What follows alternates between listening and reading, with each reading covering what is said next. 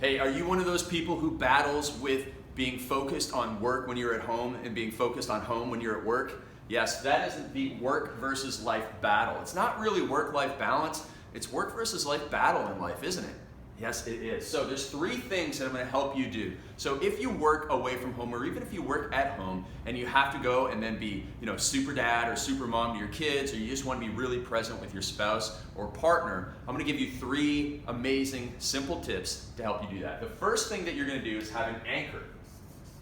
So what I mean by anchor is, just like when Tony Robbins goes on stage, he gets pumped up and he does something before every one of his presentations, you're going to have an anchor song that you're going to listen to on the drive home from work. Now, if you work at home and you work in a little office, you're going to have an anchor song that you listen to, that transition between work and home life. I love the separation of work and home life. That's what we want. We want to be present at work when we're there. We want to be present with our friends and our family when we're with them.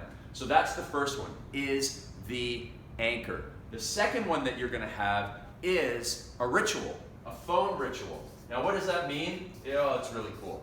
So when you get home, I know what you're doing. You're on your phone, right? You should be with your kids, you're on your phone. You should be having dinner with somebody, you're on your phone. So what you're gonna do when you walk in the door or when you walk out of your office door is you are gonna go, if you have a child, you're gonna say, hey, Jimmy, it's time to put daddy's phone in the phone box. And you're gonna go and he's gonna take the phone, he's gonna put it in the box, or you put it in a bag. I put it in a drawer at home, and I turn it off, and I put it in airplane mode, and I put it in another room so I don't see it. I have 4 steps that stop me from going on my phone. Again, it's in another room, it's in a drawer, it's in airplane mode, it's off, and that way I don't surf the phone when I'm trying to be present with my family.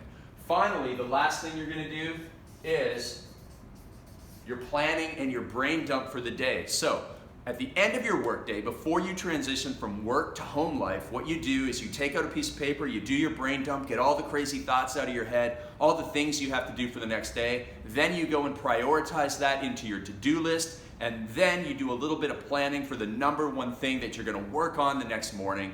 And now all that stuff's out of your head. You can relax. You're going to have a great day. You're going to have a great night. You're going to be present. You're not going to focus on work when you should be living your life.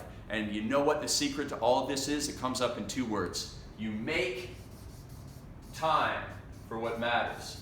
You make time. You don't find time. You make time for what matters by following those 3 steps, all right? So let's go out and rock your life and not be focusing on work when you're at home, and don't be focusing on home when you're at work, so that you have perfect work-life mastery, all right? Drop me a comment below and let me know what you think. Let me know what to do in my next video, all right? See you soon.